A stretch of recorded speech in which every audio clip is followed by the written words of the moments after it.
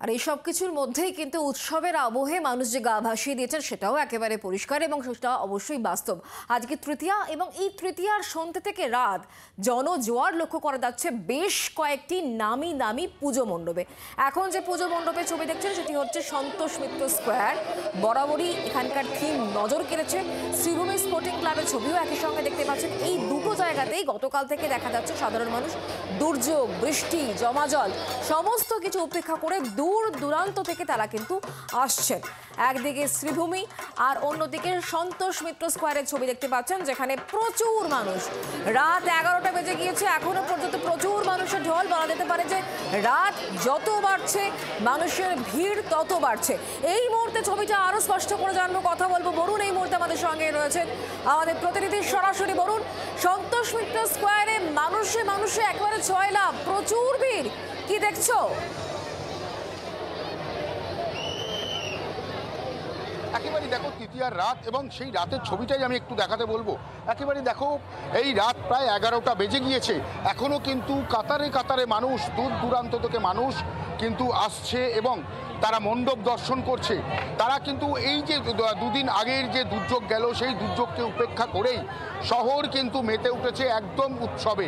একেবারে সন্তোষ মিত্র স্কোয়ারের ছবিটা তুমি যদি এই মুহূর্তে দেখো, কাতারে কাতারে মানুষ কিন্তু তারা আসছে এবং শুধুমাত্র যে কলকাতা অঞ্চলে মানুষ তাও না, দূর দূরান্ত থেকে মানুষ আসছে এবং তারা ভিড় করে তারা কিন্তু ঠাকুর দেখছে এখানে। এবং যেটা বলা যায় একেবারে তাড়িয়ে তাড়িয়ে যে উৎসবের মুহূর্ত, সেই মুহূর্ত যে শুরু হয়েছে সেই মুহূর্ত কিন্তু তারা উপভোগ করছে এবং প্রচুর মানুষ কিন্তু একসঙ্গে এখানে কিন্তু ঠাকুর দেখছে এই মুহূর্তে সন্তোষ মিত্র স্কোয়ারে। তারা যেটা বিভিন্ন মানুষ দেখা যাচ্ছে তারা নিজেরা ছবি তুলছেন এবং সেই ছবি হয়তো তারা বাড়ির জন্য নিয়ে যাবেন, বাড়ির লোককে দেখাবেন। কিন্তু এই যে রাত্রির হয়ে গিয়েছে, আজকে তৃতীয়া, সবেমাত্র কাল থেকে মণ্ডপ খুলেছে এবং তারপরেই এই যে উপচে পড়া ভিড়, এর থেকে কিন্তু বোঝা যাচ্ছে যে শহর আস্তে আস্তে উৎসবের দিকে বাড়তে চলেছে। তৃতীয়ার রাত, সেই রাতেই কিন্তু অজস্র মানুষ তারা কিন্তু আসছে ঠাকুর দেখছে। এবং আমি একটু যারা এসছে তাদের সঙ্গে একটু কথা বলার চেষ্টা করবো। মরালি থেকে কেমন দেখছেন এই একদম তৃতীয়ার রাত? ভালো। কেমন লাগছে ঠাকুর দেখতে? খুব ভালো। তৃতীয়ার রাত একবারই চলে এসছেন, বাচ্চা নিয়ে চলে এসছেন? হ্যাঁ। মানে এই তৃতীয়া বলেই কি এসছেন? না এমনি দেখতে এসেছি। আসেন? হ্যাঁ। দেখো তারা কিন্তু প্রত্যেক বছরই এখানে আসেন এবং তারা ঠাকুর দেখেন।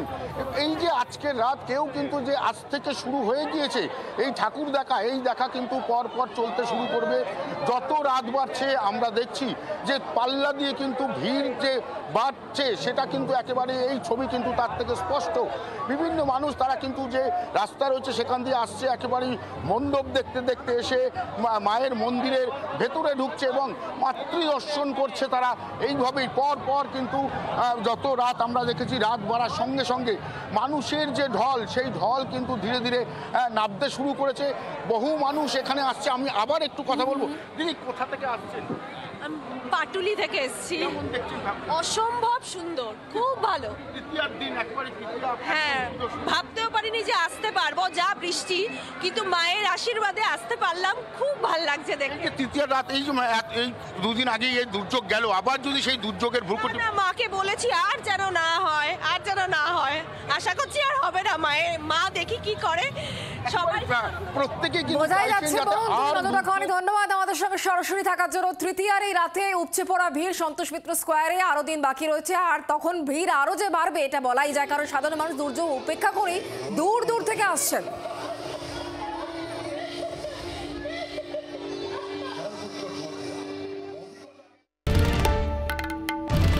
বাংলার আওয়াজ, বাঙালির আবেগ, জি 24 ঘন্টা।